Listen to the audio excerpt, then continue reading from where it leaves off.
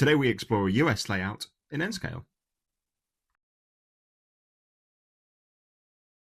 Hi everyone, I'm Martin and welcome back to Donnington Castle Model Railway. Now today we have something a little bit different for you in that I'm going to go out and look at someone's layout. Now this journey started a few months ago when I was chatting to Graham about his layout at home, and he was saying that the only people who really get to see all the modelling and the work that he's done on his layout are people who go around to his house, his friends and visitors and people like that. And what he was really hoping to be able to do is to create a video that he could then share with his friends around the world who might be interested in seeing his layout. So we got chatting, and I thought it might be a good idea to head over there and put together a video of his layout. So normally when faced with a challenge like this, I think about how I might storyboard a video and think about how then I might go shoot it. But then talking to Graham, it turns out that his parents were actually amateur documentary filmmakers way back in the 1930s, which I think was incredibly cool. In fact, Graham's allowed me to share a clip of one of the films that they produced. It's called Weekend, and it features Victoria Station in London way back in the 1930s. So I'll just show a quick clip for you now.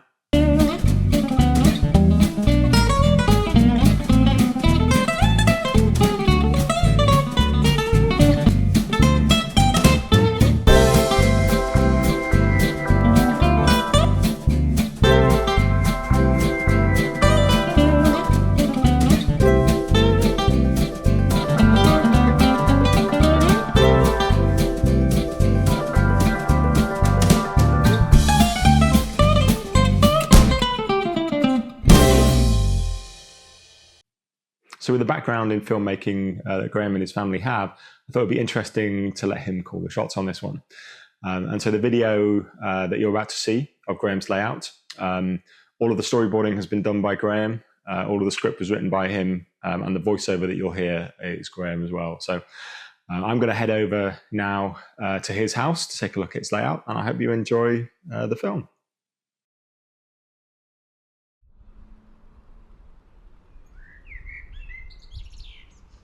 Welcome to my N-scale American layout, situated in the upper floor of my double detached garage, located in the Royal County of Berkshire in England.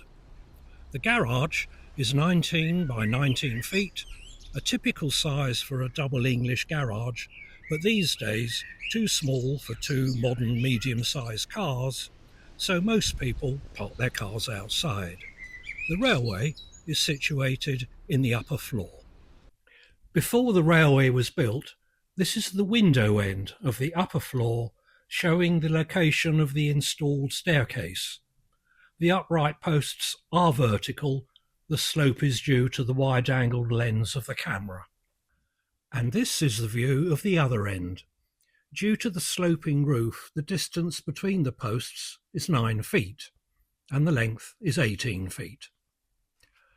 To make the room suitable for the railway, the internal walls and roof were insulated and painted white, and 2 LED battens fitted in the apex of the roof. Extra upright posts have been fitted to hold brackets to support the layout baseboards. And this is how the room looks now, with the layout. Track level being 48 inches all the way around, curtains and carpet tiles on the floor. The layout has been built on a succession of separate boards resting on bearers, which are fixed to shelf brackets of the upright posts. Each board is removable to allow any work to be carried out underneath. So here's the track plan of Middlesex, New Jersey. I'll explain later why I've called it that. It is to scale, left to right, but the width of each board has been widened for clarity to show the train tracks. The layout is basically a branch line in green, beginning upper left and joining the main line at the classification yard at the bottom. This main line, in red, is an oval for continuous running with a staging yard at the top and the station at the bottom. We'll follow a train around the layout, starting at the branch line top left and travelling to the classification yard, then another train on the main line, leaving the station and traversing the whole oval, returning to the station. After that, I'll return to some areas of interest with some explanations. This is Evelyn Harbour, fictionally located in New Jersey opposite Manhattan, and has a rail barge berth for transporting rail cars across the River Hudson. The locomotive, a GP7 still in Jersey Central livery, even though the layout is considered to be set in 1976. That date was selected so blue locomotives in the newly created Conrail livery and Amtrak livery coaches were to be seen. I like colourful liveries, which is why you will see there are chassis locomotives with running powers on the ex-Pennsylvania main line, and an out-of-period BNSF coal train locos in 1990s livery. The train is passing the energy plant, or power station, with the staging yard behind. The ground still needs to be scenicked. The layout is wired for DC power, but it now operated DCC via an NCE power cab. Track is Pico Code 80. It takes all manufacturers' rolling stock regardless of age. This is Lettsville, which contains a food factory and an LPG heating oil depot. Switches are mechanically operated by a rod with a pin attached to the switch rod. Actually, the rod is a skewer. It's easier to drill a hole through wood than metal. The train is now passing behind the motive power depot and will be entering the classification yard.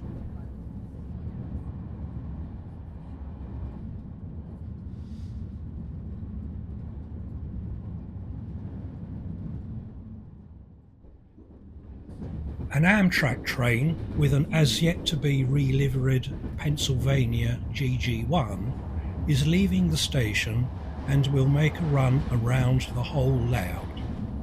After passing the grain silos and concrete plant, it enters a still-to-be scenic area as the board is located over the staircase.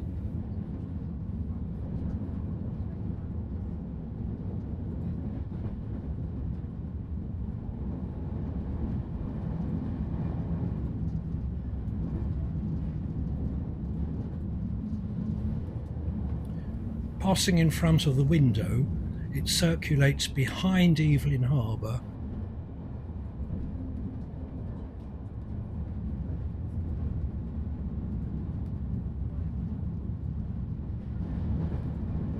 and runs through the staging yard, running behind a removable office block which hides the control panel for the yard using Pico switch motors for moving the switches. It then travels behind the food factory and Letts Industrial Museum, an old power plant, to return to the station.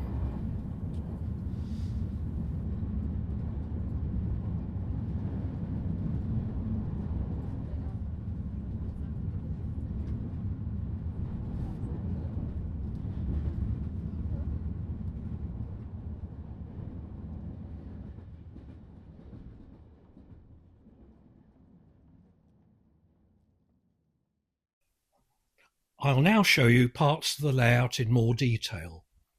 Returning to Evelyn Harbour, these two boards were built as an exhibition layout about 10 years ago, before I moved to where I am now. The lifting bridge for rail cars to be placed on the barge needed an origin, hence the words Central Railroad of New Jersey. In due course, this set the locality for the rest of the layout. The warehouse is scratch-built, but the rest of the buildings are kit-bashed.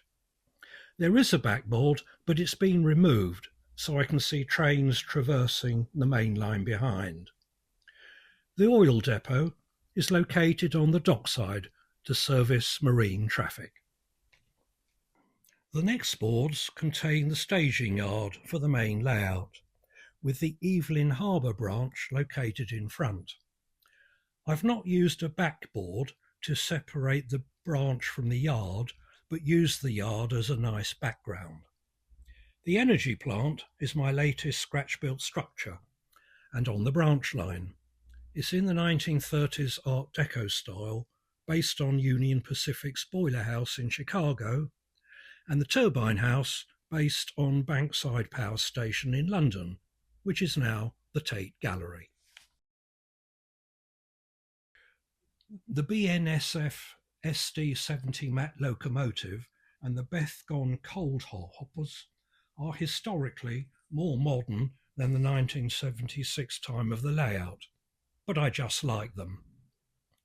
The power plant and these sheds at the other end of the yard are removable as they are placed over the surface-mounted switch motors. The back scene is from BPH Enterprises, who are scenicking. The office block has been turned around to give access to the control board, activating the electric point motors of the switches at each end of the yard.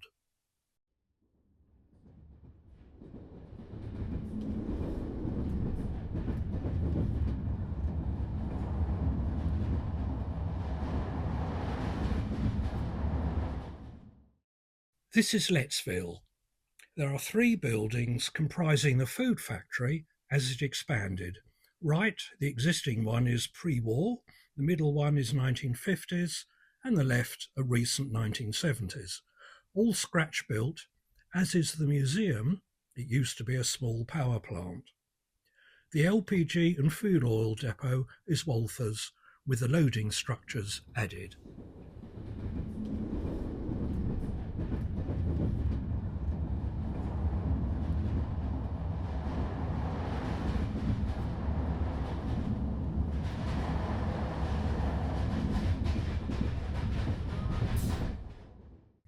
This is the first board of the Middlesex classification yard. The redundant ice loading platform is located in a position to be a break to the LPG depot and Lettsville, which are considered to be 5 miles away.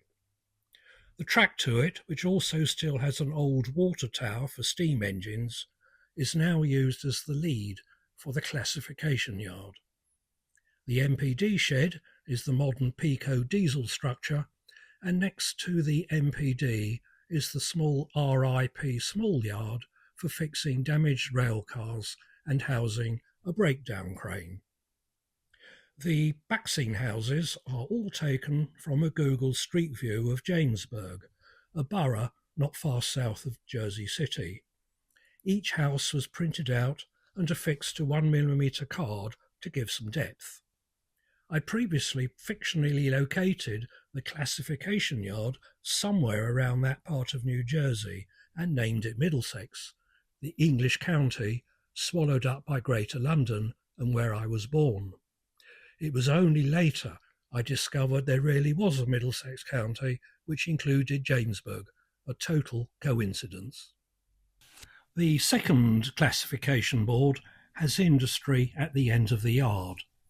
The concrete plant is fairly recent.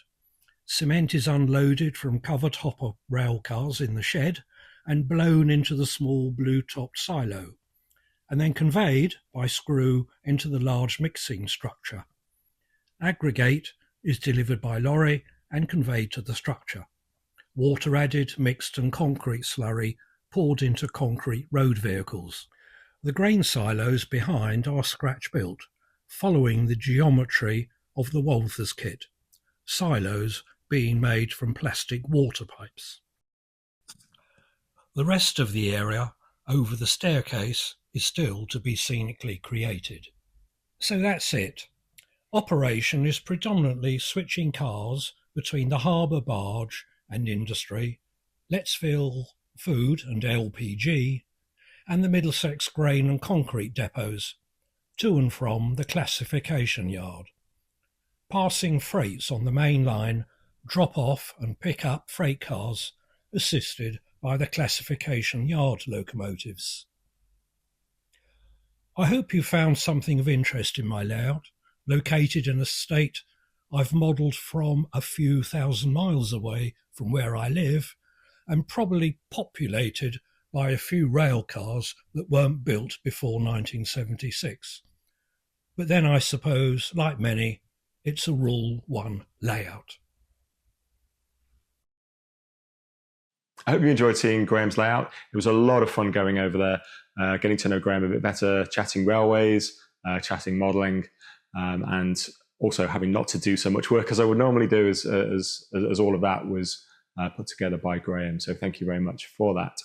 And it's got me thinking that if you are interested in this kind of content, then I'd be more than happy to seek out some other layouts that maybe don't appear in magazines or on YouTube channels, and go film them for people, enabling them to kind of share some video of their layouts with people more widely. So if that's of interest to you, then please do get in contact. I'm thinking about doing that maybe in, at least initially, in maybe the kind of West Berkshire area, maybe South Oxfordshire, east side of Wiltshire, North Hampshire, those kind of areas.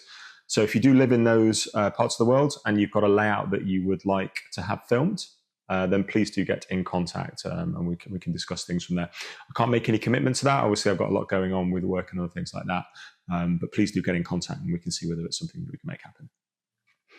So there was a little bit of a different video today. I hope you enjoyed this. If you do like this kind of thing, then please do leave a comment below, and I can look at making more of these videos.